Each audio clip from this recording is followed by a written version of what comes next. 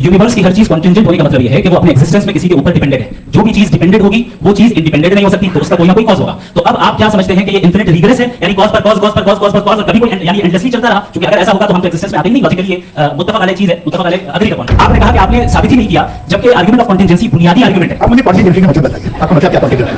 कॉन्टिंजेंसी का मतलब यह हुआ कि हर वो वजूद जो किसी भी चीज का पाबंद है, हर वो वजूद या हर वो चीज जो अपने एक्जिस्टेंस में किसी भी चीज के पाबंद है और उससे बाउंड है, उसको उसकी जरूरत है, उस पर डिपेंड करती है, तो जाहिर सी बात है कि उसका कोई ना कोई कॉज होता है। ये तो आदम की बात है, या आप रीजनिंग की बात करते हैं, मैं वही कर रहा हूं। दूसरी चीज आपने ये बात कही कि अभी आपका क्लोज आर्गुमेंट है, ये बता दें। Argument of contingency sir. अरे मैं आपसे कई बार कहता हूं कंटिजेंसी का मतलब ये जो है, जब आप ये कहते हैं कि कायनात जिसकी कंटिजेंसी है, मैं देखिए वो लफ्ज इस्तेमाल किया ना, तो ये कैसे हो सकती है भाई? और फौरन आप सरेंडर कर देते हैं कि जाहिर है कि इसका बनाने वाला तो इससे 10,000 गुना ज्यादा कॉम्प्लिकेटेड होगा, उसके आपके होने में कोई इतराज नहीं। जावेद साहब से एक क्वेश्चन है इन्फिनिट रिग्रेस के ताल्लुक से। एक हाइपोथेटिकल सिनेरियो है, उसमें अगर आप शायद इसलिए हैं कि आपके कोई उस्ताद शायर थे, और वो इसलिए शायर थे कि उनके कोई उस्ताद शायर थे, और इसी तरीके से हम माजी में पीछे चलते चलते चले जाएं और कहीं ना रुके, तो माफ कीजिएगा आप कभी शायर नहीं हो सकते। लेकिन आप शायर हैं, आपका शायर एग्जिस्ट करता है, इसका मतलब ये है कि आप कहीं ना कहीं रुके हैं। तो मेरा सवाल ये है कि क्या आप इन्फिनिट रिग्रेस ऑफ कॉजेस को लॉजिकल फैलेसी मानते हैं या नहीं मानते? हाँ, मैं इन्हें लॉजिकल फैलेसी नहीं मानता हूं, लेकिन मेरा प्रॉब्लम यह है कि जब मैं नहीं मानता हूं तो I will continue with this logic जो फैलेसी नहीं हो। आप एक जगह रुक जाते हैं जाके, आप कहते हैं ये गेम कैसे बनी, ये जजीरा कैसे बना, ये समंदर कैसे बना, ये जमीन कैसे बनी, और अचानक बॉर्ड पे जाके आपको ब्रेक लग जाता है। एक बार आप सवाल नहीं करते कि भाई इनको बनाने वाला तो इनसे भी कॉम्प्लिकेटेड होगा। सर क्यों नहीं होता? मेरे ख्याल से इन्फिनिट रिग्रेस का कांसेप्ट क्लियर नहीं हो पाया सर, रहने दें, लेट्स मूव ऑन सर। ठीक है, हाँ। This question that who created God, this will lead to infinite regress. What does this mean? It's called tasalsul in Arabic. Who created Allah? If Allah Jalla wa'ala is the creator of everyone, and you Muslims believe that whatever exists needs a creator. Therefore, Allah exists, yes Allah exists, so who created Allah Jalla wa'ala? Remember, this is incorrect. Why? Because we don't say that everything that exists needs a creator. Everything that came into existence from non-existence needs a creator. Remember this. If you understand this, try memorizing this deductive argument. A very simple syllogism. كل ما له بداية في الوجود له السبب. Everything that has beginning in its existence needs a cause. That's the major premise. The minor premise is والكون له بداية في الوجود, that the universe has a beginning in its existence. Therefore, the result of that is that the universe has a cause. I don't have the time to go through the details of this. In light of the second law of thermodynamics and expansion of the universe and the Big Bang cosmology, today most of the atheists believe that the universe has a beginning. And if they believe that it doesn't have a beginning, then we will ask them to prove it. And they can't prove that. So the majority of the modern day or the new atheism movement, they believe that the universe has a beginning. It came into existence from non-existence.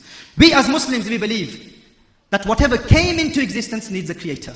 But Allah did not come into existence from non-existence. Allah has always existed. Therefore, Allah Jalla wa'ala does not need a creator. Allah doesn't have a creator. So we do not say likulli mawjudin khaliq. We say likulli makhluqin khaliq. Everything that came into existence needs a creator. Allah Jalla wa'ala did not come into existence. Allah is uncreated. So if someone says, if everything needs a creator, then who created God? We say God is uncreated. If God is uncreated, then you're saying who created the uncreated? Who designed the undesigned? Who initiated the one who was never initiated? That question doesn't make sense. Does that make sense to anyone? So if anyone tries confusing you in the future by saying if everything that exists needs a creator, then who created God? We say no, everything that came into existence from non-existence needs a creator. Allah Jalla wa'ala has always existed.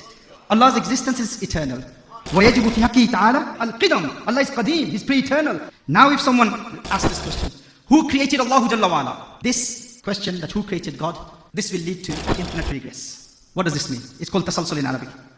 If a person says, Allah was created, and everything that exists needs a creator, then that creator, who created Allah, who created that God?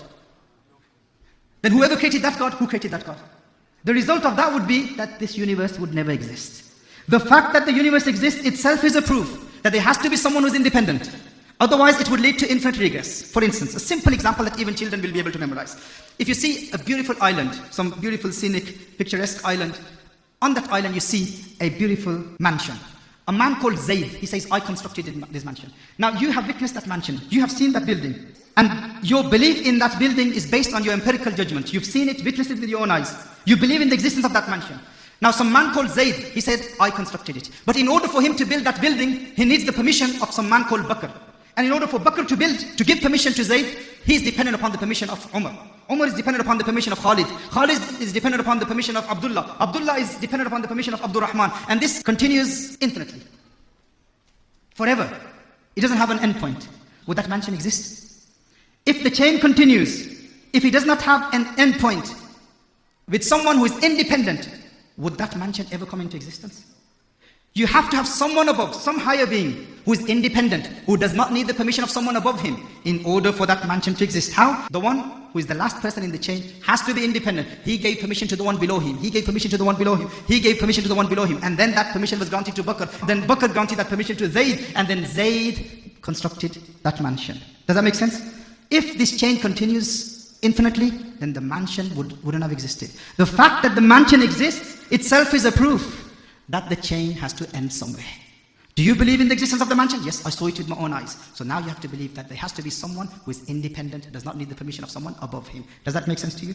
All of you, do you understand this? In the same way, does this universe exist? The fact that the universe exists itself is a proof that there is someone there who is independent. Someone there who doesn't need the permission of anyone above him. Someone who is independent, all-knowing, all-powerful, extremely intelligent. Otherwise, the universe wouldn't have existed. So the fact that the universe exists is a proof that that someone who has created the universe is independent.